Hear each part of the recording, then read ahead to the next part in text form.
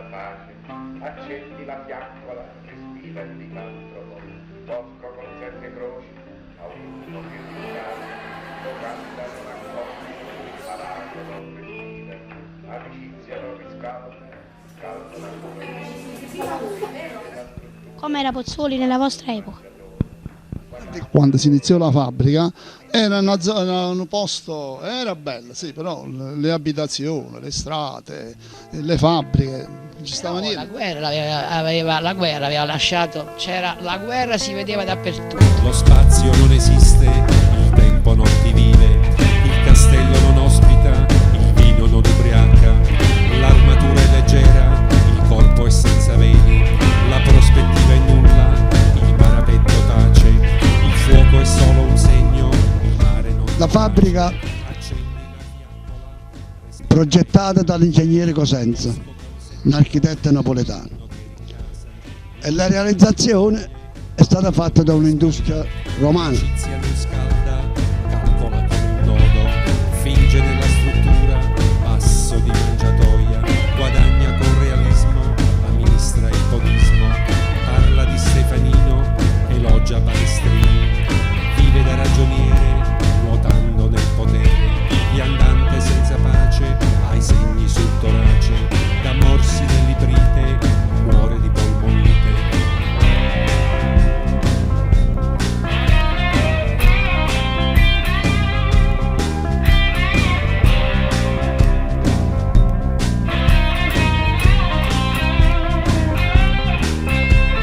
Leggo in mezzo alle righe, non significo nulla, abbatto 7 torri, vivo come un sussurro, contemplo il blu signore, grande prestigiatore, gatto con gli stivali, sconvolge i funerali, chissà ancora che aspetto. Quando fu costruita la fabbrica ci fu un'inaugurazione, ci furono gli ospiti e poi, a parte gli ospiti, gli operai della fabbrica, ci furono anche ospiti esterni. La fabbrica fu inaugurata ad aprile del 1955, la inaugurò Adriano Olivetti e ci furono un mucchio di ospiti, tra cui venne il presidente dell'Unione Industriale Europeo, ci fu il vescovo, tutte le autorità cittadine, il senatore Artiago, adesso non mi posso ricordare tutti. Vivo come un sussurro, alzo l'impavesata, puntello la navata, un pretesto formale, finisce l'immortale, porto la scamiciata, biglietto solo andata.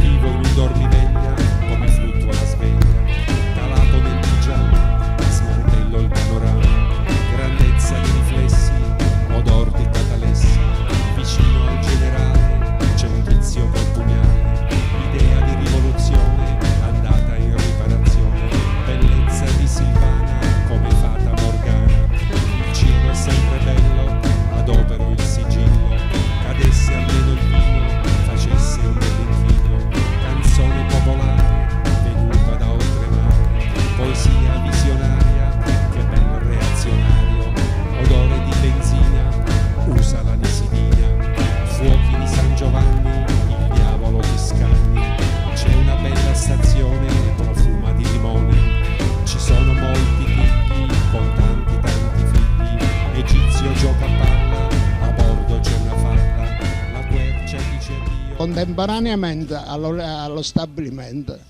iniziarono i lavori per le case dei dipendenti.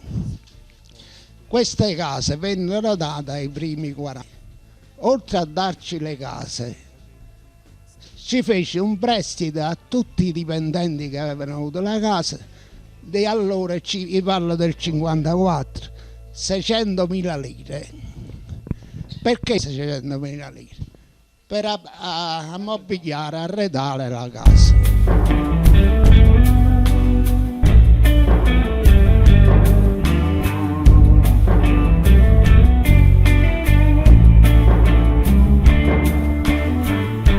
I vecchi che guardano i campi sparire pian piano.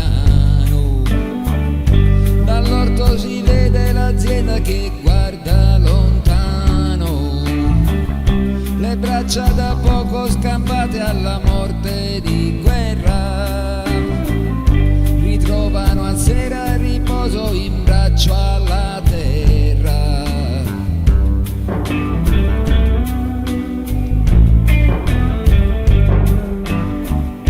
Esiste un palazzo di vetro, esisteva, esistito.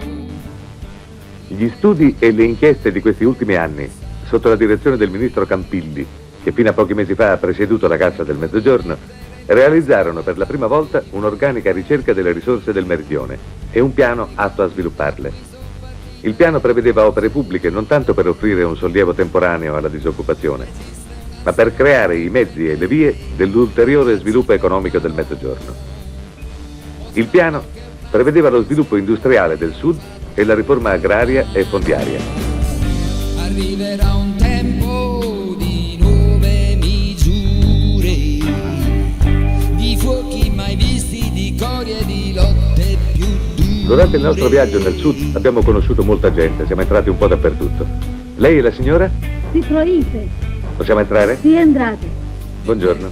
Come è composta la sua famiglia? Sì, mia moglie, mio padre e mia madre. Noi ci siamo già visti all'Olivetti, dove lei lavora, ricorda? Sì. A che età ha cominciato a lavorare? A 13 anni. Come manovale? Sì. E suo padre?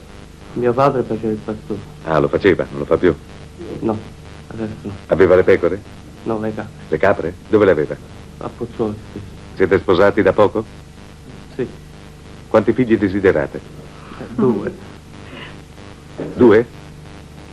Un maschio e una femmina? No, è il stesso. Ho due maschi, ho 2 femmine. Sentite un po', vostro figlio vi ha dato una bella soddisfazione, vi ha dato una bella casa. Stavo venendo da una grotta, ma sono in distanza e ai chiari sto facendo un po' la signora. Quanto tempo siete stati dentro la grotta? In 1 anno. 21 anni. La Sonia. E c'era la Pirelli anche, vero?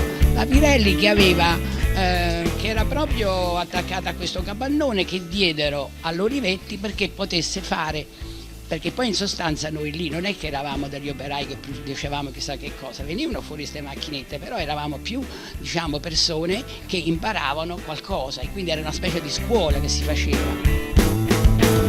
Queste strade sono rotte come all'ossa via, sono strade storte, non sono manca via, sti case scarrupate, stiamo in mezzo a casa, io sta sempre qua e nessuno sa via.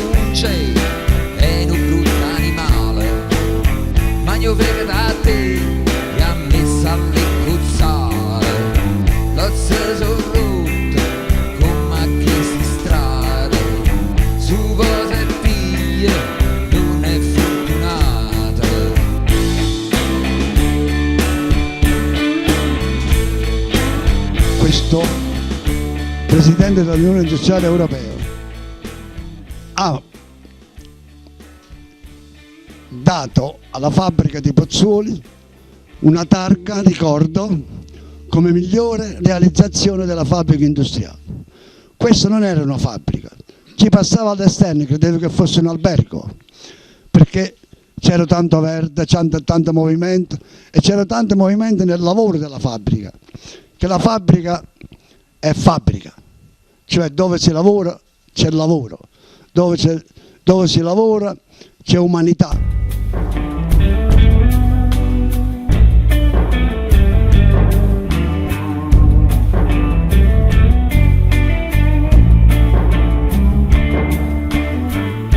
I vecchi che guardano i campi sparire pian piano, dall'orto si vede l'azienda che guarda lontano, le braccia da poco. I servizi sanitari erano formati così. C'era il direttore sanitario che era il professore Paggi, poi c'era il pediatra De Arcangelis, poi c'era il dentista San Giovanni, poi c'era l'otorino, e anziché andare fuori dai medici, uno mentre lavorava andava là e veniva visitato. Oltre a questo, se uno aveva bisogno di un ricovero, per esempio le partorienti andavano in clinica e non pagavano niente, pagava l'azienda. Se uno aveva bisogno di un'operazione, andava anche da specialisti fuori l'Italia. Un caso per esempio particolare fu operato da Oliver Cromie in Inghilterra, un operaio che aveva male al cervello. A un certo momento, siccome venivano fatte delle richieste di sangue, il professore Paggi, assieme al comune e all'ospedale, organizzò questa banca del sangue, e che partecipavano tutti i dipendenti. Si trovava al vecchio ospedale di Pozzuoli. Il direttore era un analista. Quando uno andava a dare il sangue, dopo aver dato il sangue, era festa. Quando fu l'inaugurazione, venne Adriano Olivetti con la moglie. Allora videro tutta l'attrezzatura modernissima e la signora mi disse, io dissi alla signora le è piaciuta, è bella? Dice sì, è bella ed è anche una cosa umana. Io disse però purtroppo ci manca qualcosa. Lei disse che cosa? L'automoteca. Chiamò Adriano Olivetti e disse senti, domani parla con Giovanni, che era Agnello, facci mandare un'automoteca. Dopo una settimana arrivò su bici del 55, cancelli che portano dritto dentro al domani, sirene riempiono l'aria con voci di coro, lo zolfo si mescola a un suono chiamato lavoro. Adriano è venuto a portare spumante sui banchi, si fermano i nastri, al capo sorridono in tanti. Esiste una storia che prende i ragazzi per mano, mostrando che un nastro che scorre è un fattore umano. Nella sezione ricreativa c'era la sezione di pittura. Abbiamo avuto il professore Buono, Giuseppe Leon Buono di Pozzuoli, il quale è venuto qui, veniva il sabato e veniva a impararci a un gruppo di operai che gli piaceva, insomma, diciamo, la pittura. Ed è stato un fatto buonissimo e bello, tutto qui.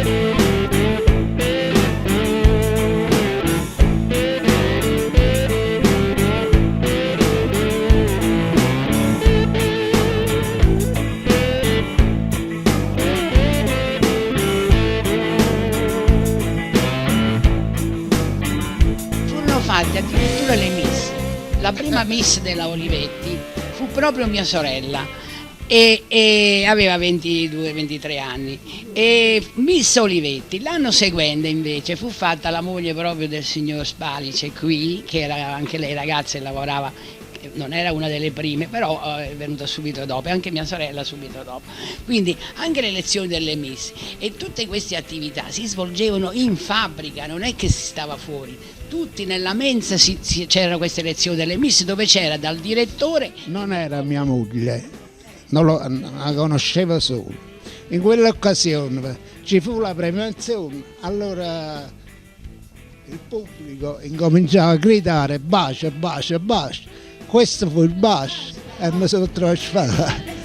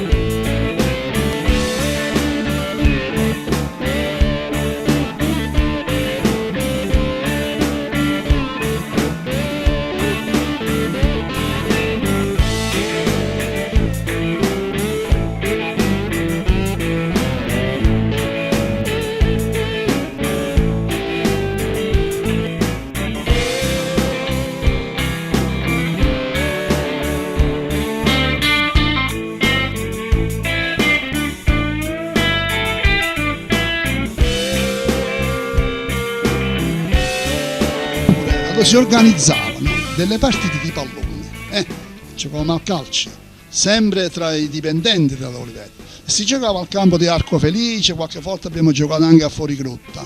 Dopo la partita di pallone seguiva un grosso ricevimento da mangiare, un ristorante, si andava a mangiare e immaginate, voi siete ragazzi, no? Che cosa poteva succedere a tavola, a mangiare, eravamo tutti giovani, non come voi.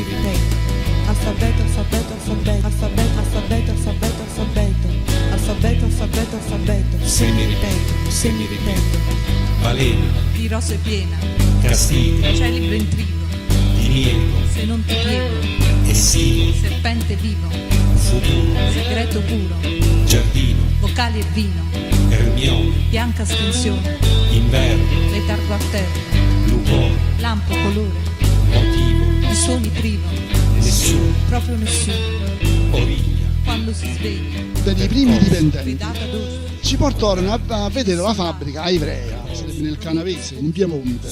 Si organizzò pure dei pullman e ogni anno le persone più anziane della fabbrica, non di età, perché eravamo tutti giovani, con tutte le famiglie quasi ci organizzammo e andammo a Ivrea. Dopo poi si organizzò il GNSO, si organizzarono le cose interne e si facevano poi le gite come si fanno tuttora ancora.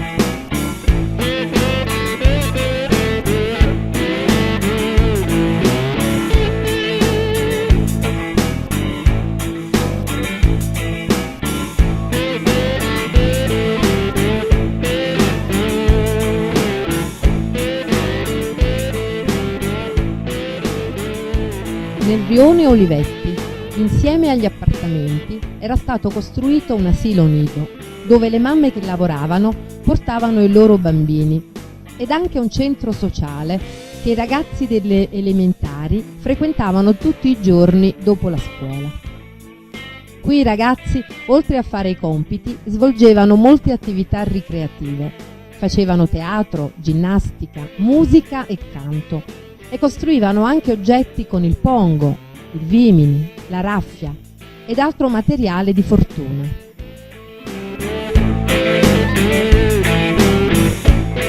In occasione delle feste di Natale e del Carnevale si realizzavano delle recite e le mamme dei ragazzi collaboravano con impegno alla confezione dei costumi e anche delle scene.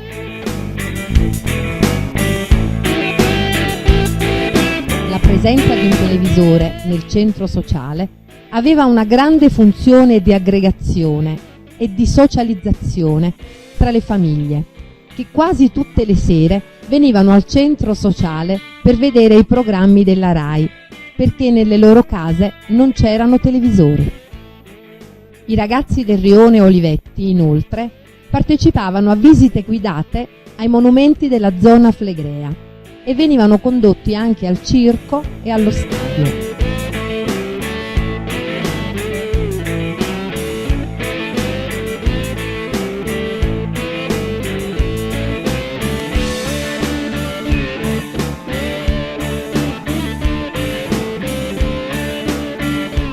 D'estate i ragazzi trascorrevano molto volentieri un mese di vacanza in un soggiorno montano dell'Olivetti. Gli animatori che seguivano i ragazzi erano tutti insegnanti che avevano frequentato presso l'Umanitaria di Milano o il CEMEA in Svizzera corsi teorici sui problemi dell'età evolutiva e corsi pratici riguardanti varie attività ricreative.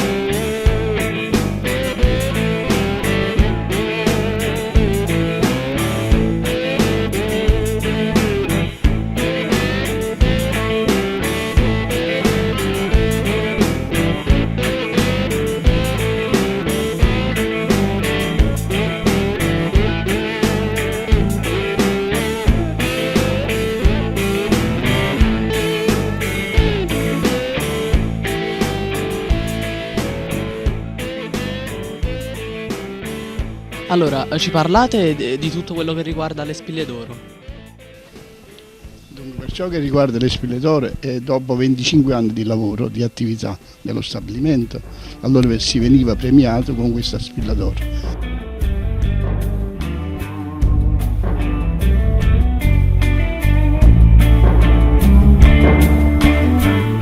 I vecchi che guardano i campi sparire pian piano, dall'orto si vede l'azienda che guarda lontano, le braccia braccia da poco scampate alla morte di guerra ritrovano a sera riposo in braccio alla terra.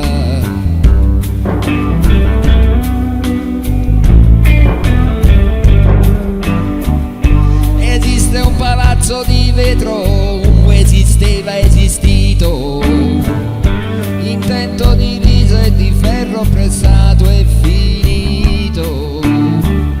Il tempo di mettere il casco ai campi flegrei, quei campi da cui son partite le muse e gli dei. Esiste una storia che prende i ragazzi per mano, mostrando che un nastro che scorre è un fattore umano.